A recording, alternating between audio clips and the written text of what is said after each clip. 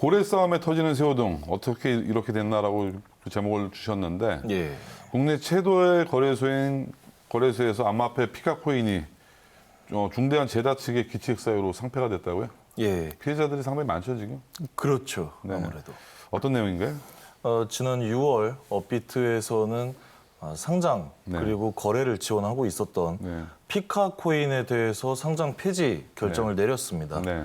그래서 피카코인 같은 경우에는 미술과 하나된 일상 그리고 투자자의 투자뿐만 아니라 어떤 공동 소유까지 가능하고 감상까지 지원을 하게 되는 그런 프로젝트를 중심으로 투자자에게 다 갔었는데요.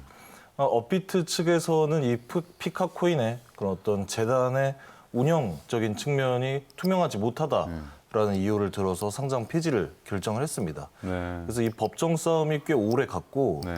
이 문제에 대해서는 법원에서 업비트 측에 손을 들어줬어요. 네. 그리고 피카코인을 운영을 하고 있는 피카 재단, 피카 프로젝트에서 분명히 이런 문제되는 행위를 한 사실이 확인이 되었다. 네. 그런데 이 피카코인 같은 경우에는 지금 또 거래가 되고 있습니다. 다른 네. 거래소에서. 네. 네. 그렇기 때문에 투자자들의 어떤 각별한 주의가 필요하다라는 거죠. 그렇다면 그 업비트에서만 상장 폐지가 된 것이고 예. 다른 거래소에서는 거래가 되고 있다. 예, 어쨌든 뭐 업비트에서 상장 폐지가 되면서 상당히 가격 폭락은 또 한번 있었겠네요, 그러면. 그렇죠. 그래도 불행 중 다행인 것은 타 거래소에서 거래가 되고 있기 때문에 뭐 손실은 맞지만 전에 뭐 통장의 잔고가 제로가 되거나 그런 건 또 아닌 상황인 거죠. 그게 또 다행이라고 표현을 할 수도 있는데 네. 업비트 같은 경우에 우리나라에서뿐만 아니라 전 세계적으로 대규모 거래소라고 평가를 받고 있습니다. 네. 그런 업비트에서 상장 폐지가 됐다라고 했을 땐 다른 거래소에서 여전히 거래를 지원을 한다고 해서 다행이다라고 할 수 있는 게 아니라 네. 이미 그 가치가 폭락을 한 거예요. 네. 그럼 뭐 전혀 자산에 대한 보전이 이루어지지 않았다라는 거죠.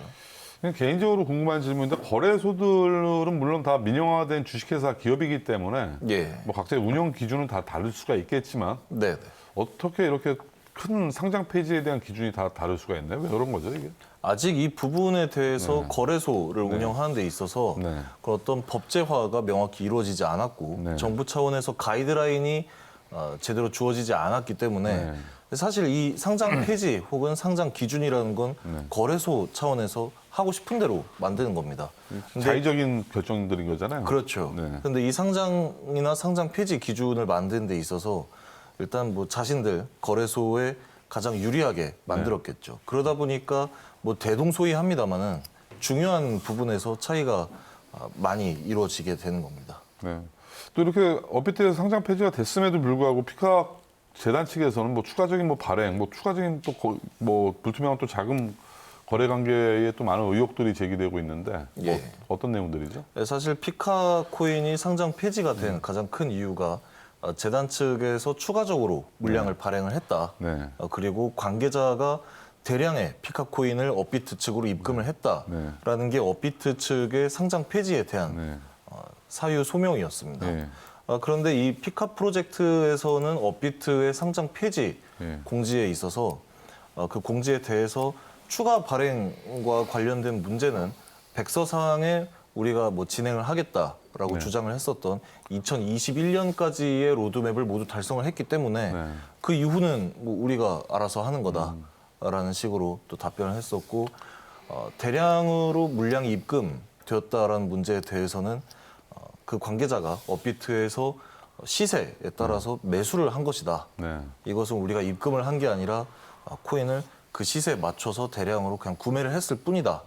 그 이거를 뭐 팔았다, 매도를 했다는 것도 아니고 갖고 있을 뿐인데 왜 그러냐라고 하고 있는 거죠. 그러니까 이게 둘 중 하나는 거짓말을 하고 있는 겁니다. 그러네요. 업비트가 거짓말을 하든가 피카 프로젝트가 거짓말을 하든가. 근데 어쨌든 법원에서는 1심 선고에서는 업비트에 손을 들었던 피카 측이 거짓말하고 있다라고 본 건 아닌가요? 그러면? 우선 이 부분에 대해서 원래대로 한다면 네. 사실 중립적으로 바라보는 게 맞아요. 네. 근데 첫째로 법원에서도 판단을 업비트 측이 맞다라고 판단을 내준 부분이고 가장 간단한 방법이 있습니다. 네. 업비트 측에서는 피카 프로젝트에서 물량을 입금했다라고 주장을 하고 있기 때문에 그 입금한 것에 대한 TXID만 공개를 하면 되는 겁니다. 공개를 안 하고 있나요, 회사 측?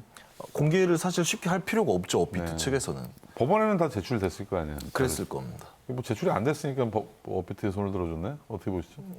제출을 했겠죠. 근데 이게 외부에 공개는 안 됐기 때문에 네. 근데 사실 업비트 입장에서도 굉장히 큰 손해예요. 네. 이런 이슈가 생긴다라는 게. 그렇죠. 그 거래소 입장에서도 하나의 코인이 상장 폐지가 되면 그만큼 거래량이 줄기 때문에 예. 어떻게 보면 수익원이 줄어드는 효과잖아요. 뭐 꼭 그것뿐만이 아니라 이 코인 왜 상장시켰냐라는 질문을 받게 되면 네. 거래소 차원에서도 그런 어떤 신뢰성의 문제에 있어서 네. 굉장히 난처해지게 되는 상황이죠. 그리고 피카 프로젝트도 이 문제에 대해서 만약에 재단의 관계자가 실제로 업비트 시장에서 그 코인을 구매를 한 것이다라고 하면은 네. 그 구매 내용만 또 인증을 하면 되는 거예요. 네. 근데 그 인증을 전혀 못 하고 있죠. 네.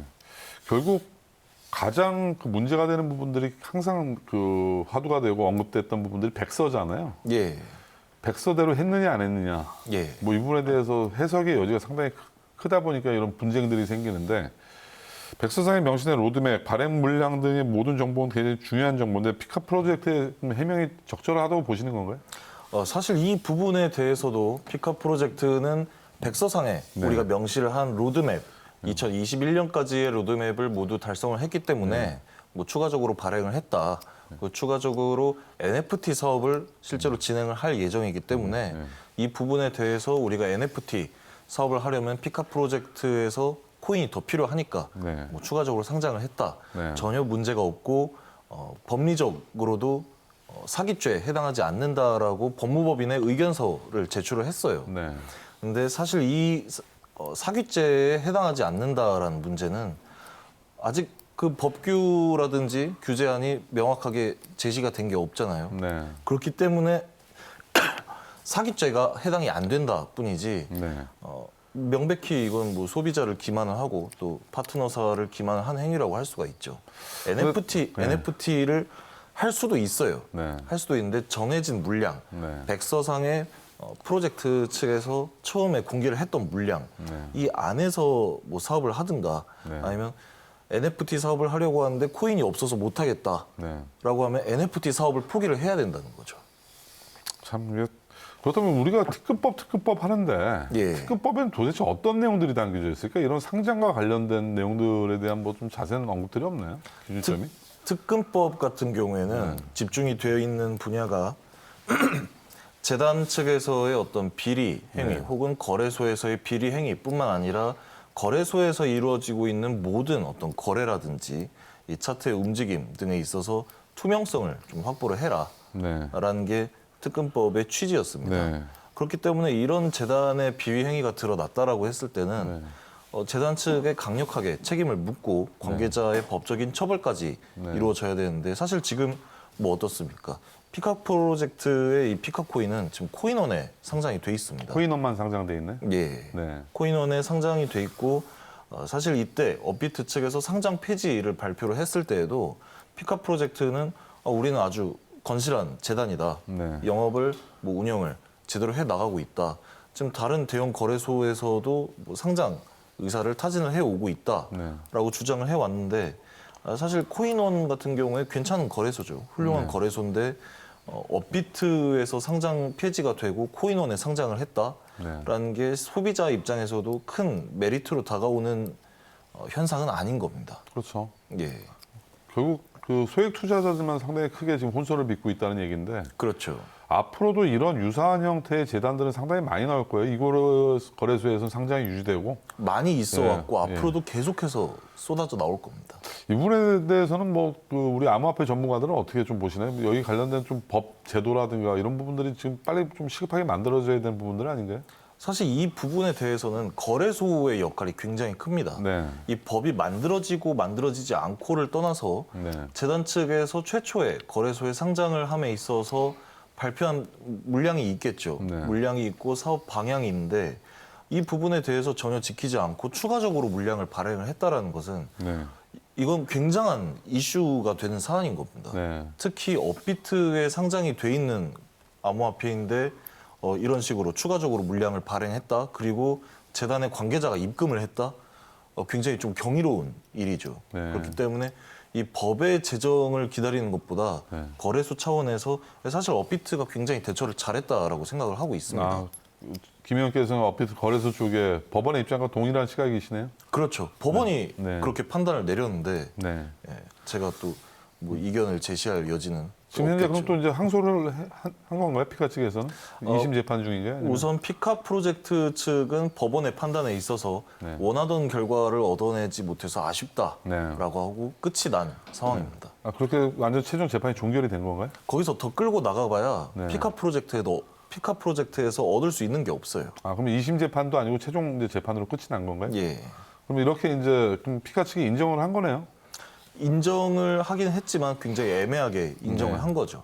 뭐 인정을 그렇고 했다 그렇게 뭐 하더라도 최종 심판원에서 그렇게 판정을 했으면 뭐 인정을 해야지 뭐 어떻게 하겠어요. 그렇죠. 예.